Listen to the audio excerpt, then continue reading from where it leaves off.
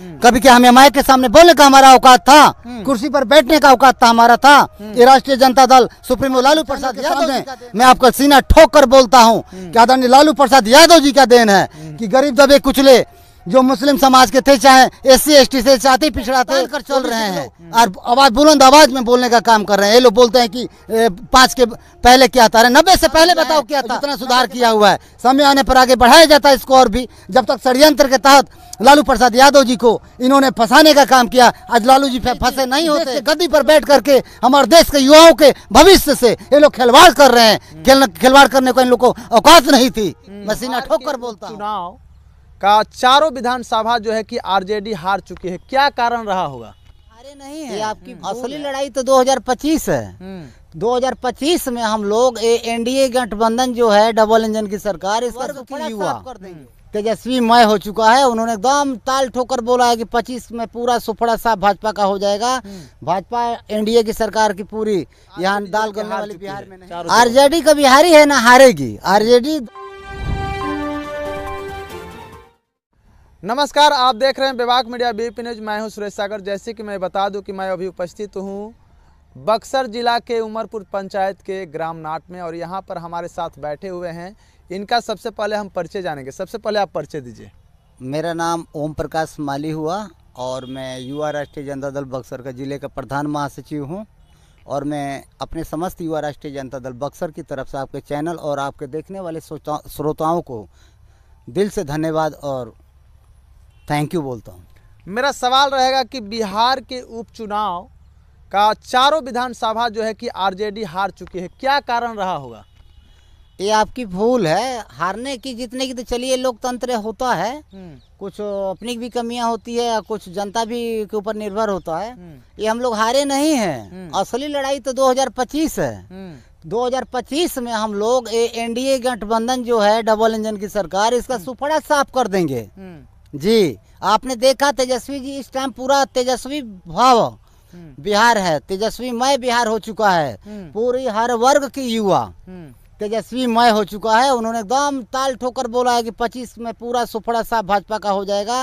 Bhajpa NDA की सरकार की पूरी यहाँ दाल गलने वाली बिहार में नहीं है। अब कैसे आप मतलब कि कह रहे हैं कि भाजपा का पूरा सुपड़ा साफ हो जाएगा, जो कि अभी विधानसभा का चुनाव जो है, उपचुनाव चला, इसमें जो है कि चारों जो है कि BJP का जो है कि निकल चुका है, क्या मतलब कि कैसे आप, और RJD जो है कि हार चुकी है चारों? RJD का बिहारी है ना हारेगी RJD। दबे कुचले और जो अपने दबे कुचले SC ST जो जिसके साथ शोषण किया गया था, उसमें जान बसा हुआ है सबका RJD में और आदरणीय लालू प्रसाद यादव जी में। RJD ना कभी हारी है ना हारेगी। आज भी वोट बैंक जो SC ST का अति पिछड़ा समाज है, RJD लालू प्रसाद यादव जी के साथ है। अब उनके आगे जो आदरणीय तेजस्वी यादव जी जो युवा सम्राट है, हमारे भावी मुख्यमंत्री जी, उनके साथ वोट बैंक अटैच हो चुका है और दिलो जान से उनके साथ हैं। 4 सीट कोई मायने नहीं रखता है। ये तो पनौती था। हाँ, पनौती था, पनौती रास्ते से सफाया हो गया। अगले बार देखिएगा क्या मोमेंट बनाकर आदरणीय तेजस्वी यादव जी अपने हिसाब से सीट का वितरण करेंगे और पूरा बिहार में ललटेनमय और इंडिया गठबंधन का झंडा परचम लहराएगा और पूरा बिहार के युवा नौकरीमय हो जाएगा। कोई बेरोजगार नहीं रहेगा। हर विभाग में खुलेआम नौकरियों की भरमार होगी और बिहार में खुशियों की बहार होगी। खुशियों की बहार होगी बिहार में। जब नीतीश सरकार जब गिरेगा और तेजस्वी का सरकार बनेगा तो खुशियों का बहार होगा, इनका कहना है। मेरा सवाल रहेगा कि तेजस्वी यादव जी है मतलब जो कि जमीनी स्तर पर काम कर रहे हैं, लेकिन उपचुनाव को लेकर के RJD कैसे हार गई, क्यों हार गई, क्या मतलब कि कमियां रहा होगा? जो कमियां हैं उसको हम लोगों ने भांप लिया है, उसको सुधार करने की कोशिश की जाएगी पूरा जमीनी स्तर पे। और मैं आदरणीय युवा सम्राट तेजस्वी यादव जी से भी प्रार्थना करूंगा। मैं तो उनका एक मामूली सिपाही हूं और उनसे प्रार्थना करूंगा कि जमीनी स्तर पे पहले तो उनको उतरना पड़ेगा और जमीनी स्तर पे तेजस्वी जी जमीनी स्तर पर नहीं है? बिल्कुल है, लेकिन जमीनी स्तर पे सर्वे करवा करके जो पनौती नेता लोग जो कार्यकर्ताओं का मन दुखी करके रखे हुए हैं, कहा जाता है कि मारे सिपाही नाम हवलदार के, मेहनत कोई और करता है, फसल कोई और काटता है। इस पर उनको ध्यान देना होगा। एक एक युवा हर वर्ग का तेजस्वी जी के साथ है और रहेगा। क्या लगता है कि 2025 में जो है कि तेजस्वी का सरकार बनेगा? बिल्कुल बनेगा। सरकार तो 2020 में ही बन गई थी हम लोगों की, लेकिन भाजपाइयों ने और जो इंडिया गठबंधन के जो लोग भ्रष्टाचारी लोग खुद हैं, दूसरे को भ्रष्टाचारी बताते हैं, इन लोग की चोर बाजारी के चलते और चोर दरवाजे से इन्होंने सरकार बनाया। नहीं तो 12-12 वोट से, 18 वोट से, 100 वोट से ऐसे करके हमारे लोग के कैंडिडेटों को हरवाया गया। दिन भर लोग हमारे कैंडिडेट जीते हुए थे और शाम का टाइम हुआ तो रोक दिया गया कि आप जीते हैं, तो बाद में फिर हार में घोषित कर दिया गया, क्योंकि हर संस्था देश के अंदर इनके कब्जे में है।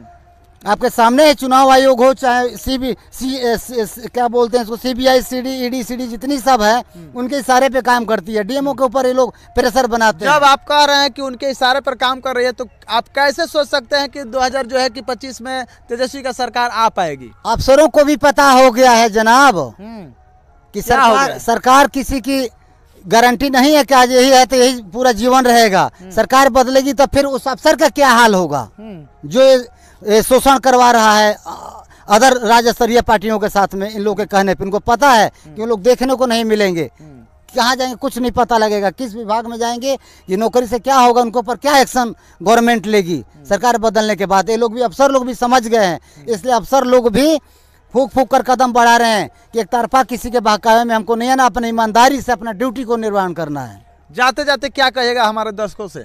आपके दर्शकों से यही कहूँगा कि बहुत कष्ट झेल लिया हमारे युवाओं ने, ग्रेजुएशन कर करके रोड पर दर बदर ठोकरे खा रहे हैं। यही अमित शाह ने बोला था कि ग्रेजुएशन करके पकोड़े तलो। हमारा देश का युवा, हमारे बिहार का युवा पकोड़े तलने वाला नहीं है, जो पढ़ाई करके आप लोगों से पकोड़ा ऐसा तलवाएगा कि जगह नहीं मिलेगा कि पकोड़ा भी तल कर कहाँ बेचे हम। यही हम संदेश देना चाहते हैं और युवाओं से मैं विनती करता हूँ कि 2025 में एक मत हमारे राष्ट्रीय जनता दल और इंडिया गठबंधन को भारी मतों से दे करके बिहार से, उत्तर प्रदेश से, जगह जगह से इन लोगों का सुफड़ा साफ करने का काम करें और अपना उज्ज्वल भविष्य बनवाने का मौका देखें आगे।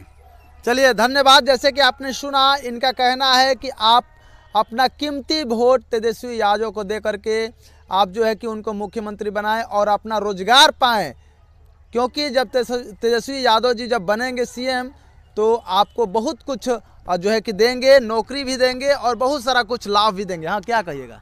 अभी आप देख रहे हैं कि एनडीए के लोग क्या भौंकते हैं। क्या भौंकते हैं? भौंकते हैं कि 5 के बाद, 5 से पहले। अरे मैं क्या बताऊं, 90 से पहले क्यों नहीं बोलते कि 90 से पहले क्या था? 90 में लालू जी मुख्यमंत्री बने थे और 90 से क्या स्थिति थी हमारे बिहार का, ये मैं आपके चैनल के माध्यम से बता देना चाहता हूं। मैं एक अति पिछड़ा का बेटा हूं और राजद में इतने बड़े स्थान पर हमको आदरणीय लालू प्रसाद यादव जी का शीर्ष नेतृत्व हमको बैठाया हुआ है। कभी क्या हमें माइक के सामने बोलने का हमारा औकात था? कुर्सी पर बैठने का औकात था हमारा था? ये राष्ट्रीय जनता दल सुप्रीमो लालू प्रसाद यादव जी का देन है, जो आज मैं चैनल के सामने मैं आपका सीना ठोक कर बोलता हूँ कि आदरणीय लालू प्रसाद यादव जी का देन है कि गरीब दबे कुचले जो मुस्लिम समाज के थे, चाहे SC ST से, जाति पिछड़ा थे, OBC के लोग सीना तान कर चल रहे हैं और आवाज बुलंद आवाज में बोलने का काम कर रहे हैं। ये लोग बोलते हैं कि 5 के पहले क्या था? अरे 90 से पहले बताओ क्या था? 90 के बाद लालू जी आए और जितना सुधार किया हुआ है, समय आने पर आगे बढ़ाया जाता है इसको और भी। जब तक षड्यंत्र के तहत लालू प्रसाद यादव जी को इन्होंने फंसाने का काम किया, आज लालू जी फंसे नहीं होते तो इन लोग की हिम्मत नहीं थी कि देश के गद्दी पर बैठ करके हमारे देश के युवाओं के भविष्य से ये लोग खिलवाड़ कर रहे हैं। खिलवाड़ करने को इन लोग को औकात नहीं थी। मैं सीना ठोक कर बोलता हूँ। चलिए, बहुत बहुत धन्यवाद। आप देखते रहें लगातार विभाग मीडिया BP न्यूज़। धन्यवाद।